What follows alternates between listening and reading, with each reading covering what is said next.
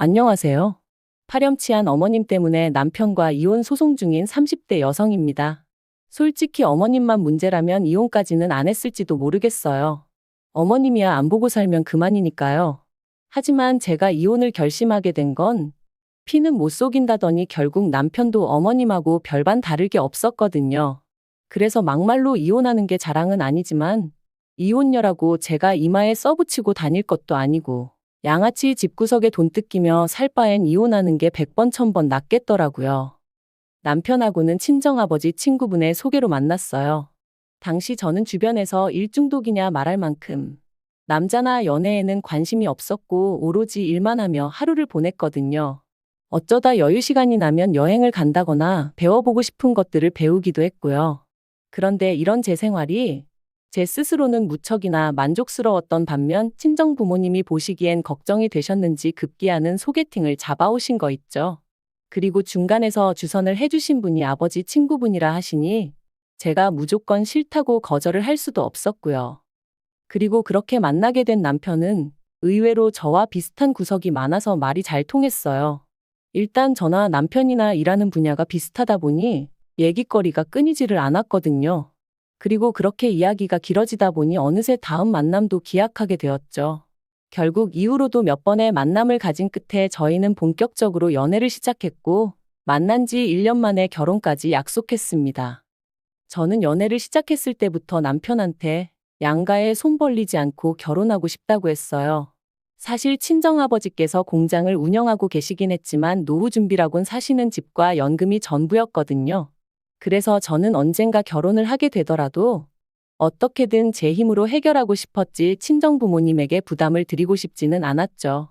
그리고 이런 제 이야기를 남편에게 했을 때 남편은 전적으로 동의하는 바라며 알겠다고 했습니다. 그런데 막상 상견례를 코앞에 두고 남편이 자기가 할 말이 있다더니 자기가 결혼 자금이 충분치가 않다는 거예요. 그래서 갑자기 이 타이밍에 그게 무슨 소리냐니까 대학 졸업하고 한동안은 학자금 대출 갚느라 바빴고 이후로는 자기가 자기 자신을 위해 투자를 하고 싶은 생각이 들어서 외제차를 뽑았는데 그게 생각보다 손도 많이 가고 이것저것 들어가는 돈이 많아 결혼 자금까지 모을 새가 없었다나요? 그러면서 그래도 저를 놓치고 싶지 않아서 이런 이야기를 진작에 못했다고 미안하다 하는데 솔직히 너무 어이가 없더라고요. 하지만 결국 양쪽에서 대화가 오간 끝에 시부모님이 1억 해주시고 저는 제가 모은 1억 가지고 결혼했어요. 한편 결혼하고 1년이 채 되지 않았을 무렵 친정에 일이 생겼습니다. 친정어머니가 울면서 전화를 해오셨거든요. 처음 있는 일이라 제가 놀라서 무슨 일이냐 여쭈니 친정아버지께서는 제가 걱정한다며 저한테 말하지 말라 하셨다는데 실은 아버지가 쓰러지셨다대요. 그리고 그렇게 되신 연유를 알아보니 아버지랑 동업을 하고 있던 지인이 회사 돈 4억을 갖고 말 그대로 야반도주를 했다는 거였죠. 그리고 그때부터 친정아버지를 대신해 제가 어떻게든 일을 수습하기 위해 백방으로 뛰어다녀야 했습니다. 다니던 회사도 관두고 어머니랑 같이 은행부터 시작해 부모님의 지인분들을 찾아다니며 돈을 구하느라 정신이 하나도 없었죠. 그 과정에서 온갖 싫은 소리, 험한 소리 들어야 했고 비참한 기분도 한두 번 느낀 것이 아니었어요. 하지만 일단은 아버지가 평생 해오신 사업을 어떻게든 지켜야 한다는 생각에 자존심 같은 건 다 내려놓은 상황이었네요.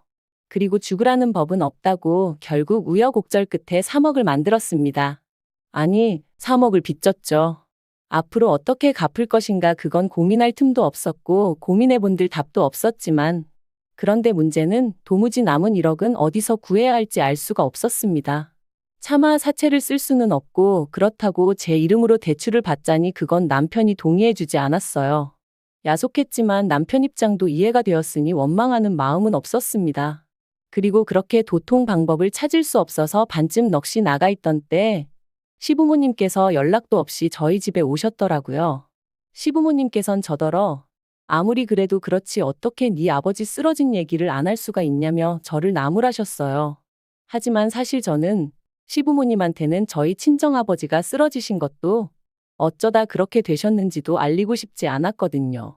왜냐하면 그게 저희 아버님은 교사셨고 어머님은 젊은 시절 피아노 학원을 운영하셨는데 그래서 두 분 스스로가 이 집안은 교육자 집안이라 칭하며 사업하시는 저희 친정부님을 번번이 아주 은근히 까내리시곤 하셨으니까요. 그래서 시부모님께서 제 친정 상황이 사업 때문에 복잡해진 걸 아시면 또 듣기 싫은 소리를 하실 게 뻔하다 싶어 남편에게 절대로 말하지 말라고 했던 거였죠. 아무튼 시부모님은 질문 세례를 쏟아내시다가 이내 그래서 돈 문제는 다 해결이 된 거냐 하셨고, 저는 1억만 더 구하면 이래저래 당장 고비는 넘길 것 같다고 말씀을 드렸습니다. 그러자 어머님이 대뜸 그럼 그 돈은 우리가 해줄게 그러시는데 솔직히 깜짝 놀랐어요. 그리고 순간 혹했던 것도 사실이고요. 하지만 제가 아니라고 괜찮다 했습니다. 친정 부모님도 분명히 원하지 않으실 거라고 했고 여러 가지로 불편할 것 같은 촉이 왔다고 해야 할까요? 하지만 시부모님께선 고집을 꺾지 않으셨습니다. 이런 일은 원래 가족끼리 서로 돕는 거라며 저더러 부담 갖지 말라면서요. 그리고 솔직히 저도 계속해서 고집을 내세우기엔 상황이 상황이었던지라 그럼 감사히 쓰고 최대한 빨리 갚아드리겠다 하며 돈을 빌리게 되었죠. 그리고 그렇게 우여곡절 끝에 마련한 사억으로 저는 급한 불을 껐고 이후로 얼마 지나지 않아 친정아버지도 자리에서 일어나셨습니다. 친정아버지께서는 가족을 비롯한 주변 사람들을 볼 낯이 없다 하시면서도 도망간 동업자에 대한 배신감에 치를 떠셨지요. 경찰에 이미 신고를 해둔 상황이었고 출국 금지까지 내려져 있었기에 잡는 건 시간 문제라 했지만 어쨌든 아버지께선 정신적으로 많이 약해지신 상황이었습니다. 그래서 결국 제가 회사를 관두고 부랴부랴 아버지 사업을 이어받았어요. 하지만 돌이켜 생각해보면 저를 정말 힘들게 한 건 아버지의 사업도 아니었고 돈 4억을 갚아야 한다는 중압감도 아니었습니다. 그건 다름 아닌 1억을 빌려주신 이후로 시부모님이 보여주신 행동들이었어요. 자의반 타의반으로 시부모님께 돈 1억을 빌리게 되었을 때 저나 시부모님 사이에 정확히 오간 말은 없었지만 그래도 저도 절대로 공짜로 가져다 쓸 생각은 없었거든요. 하지만 어머님이 이자로 매달 100만 원을 요구하셨을 땐 솔직히 좀 당황스러웠던 게 사실입니다. 그것도 원금은 포함하지 않고 이자만 100만 원이요. 그래서 제가 남편에게 이건 좀 아니지 않냐 하니까 그냥 생활비 좀 보태드린다 하고 드리라는데 제가 저 돈 빌려달라고 부탁을 드린 것도 아니고 어이가 없더라고요. 하지만 이런 문제로 어머님과 부딪히기엔 제가 처리해야 할 일이 너무나 많았어요. 그래서 남편과 합의한 게 원래 드리던 용돈이 매달 50이었으니 거기에 50 얹어드린다 생각하겠다 했습니다. 그런데 이번엔 시부모님이 나서셔서는 사람이 어려울 때 도와준 사람한테 그러면 되네 안 되네 하시는데 정말 칼만 안 들었지 날강도가 따로 없다 싶대요. 그래서 제가 그때 아주 작정을 했어요. 어떻게든 시댁 돈부터 갚는다고 말이죠.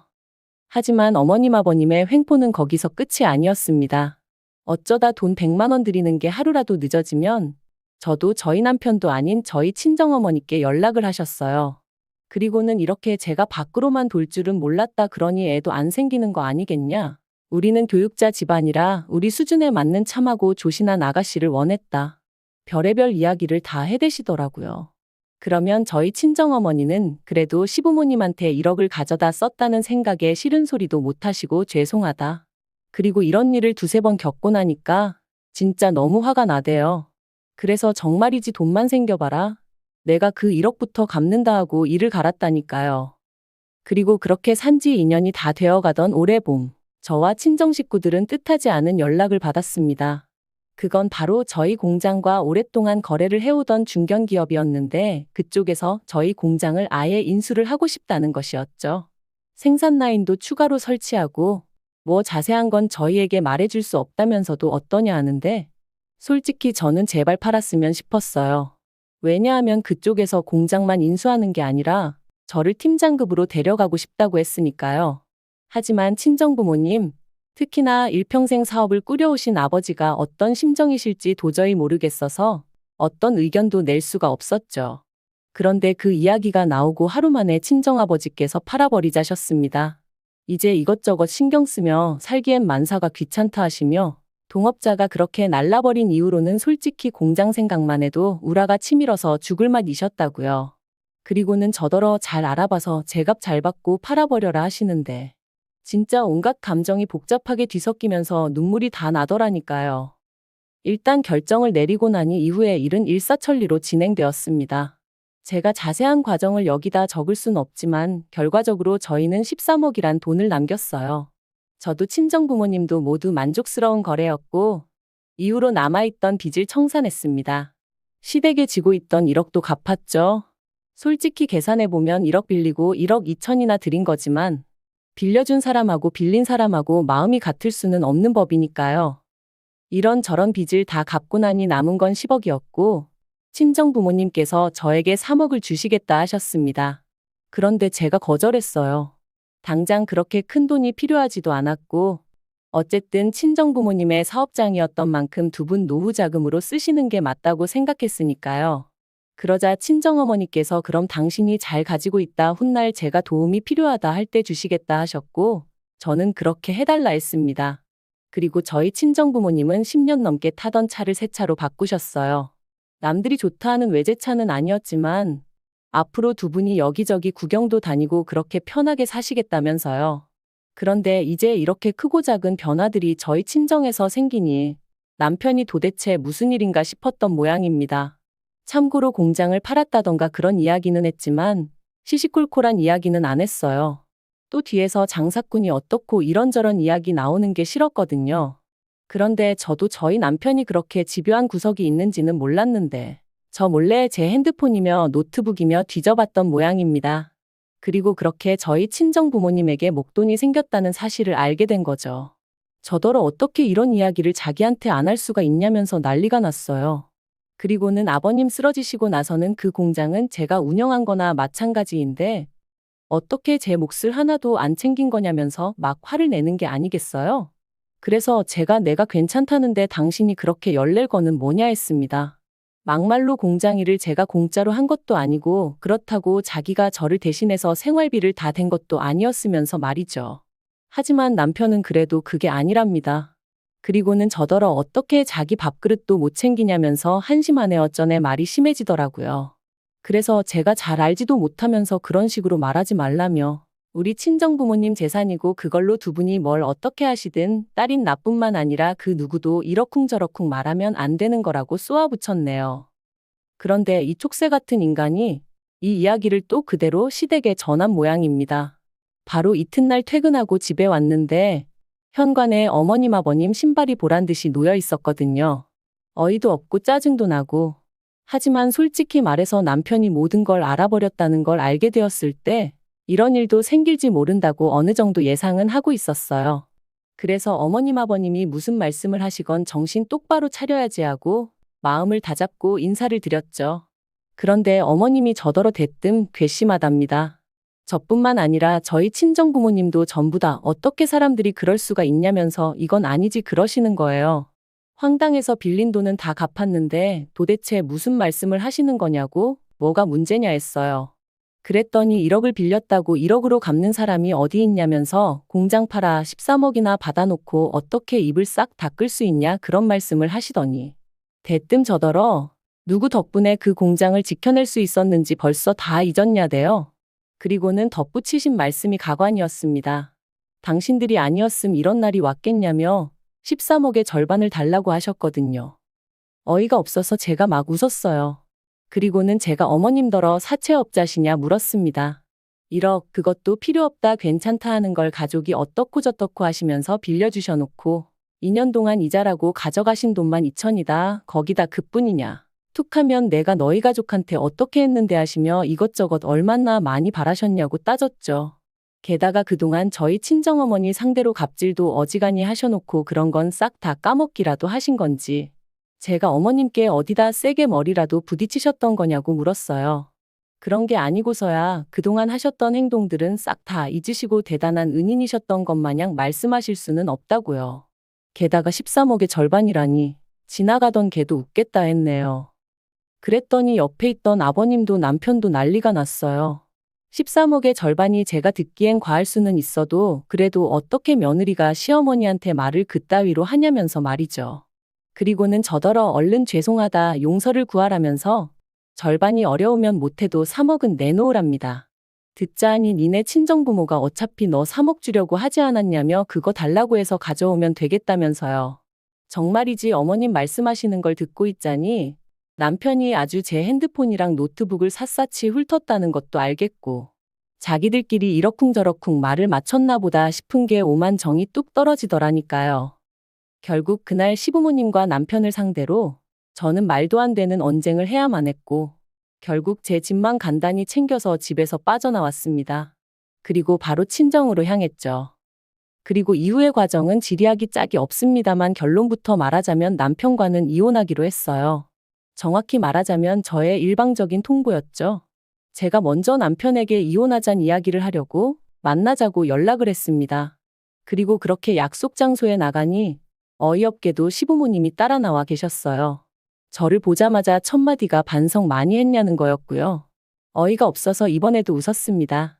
잘못한 게 없는데 무슨 반성을 하냐면서 그럴 일은 제 눈에 흙이 들어가기 전까진 없을 거란 말과 함께 말이죠. 그리고는 남편에게 이혼 서류를 던져줬어요.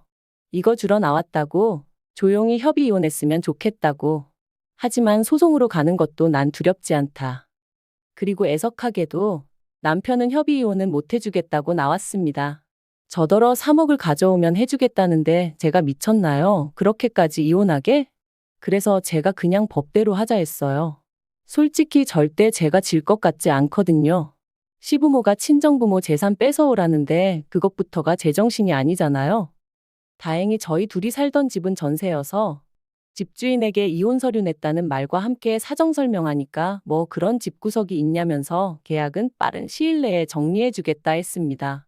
그래서 엊그제 남편하고 보증금 반반 갈랐고요.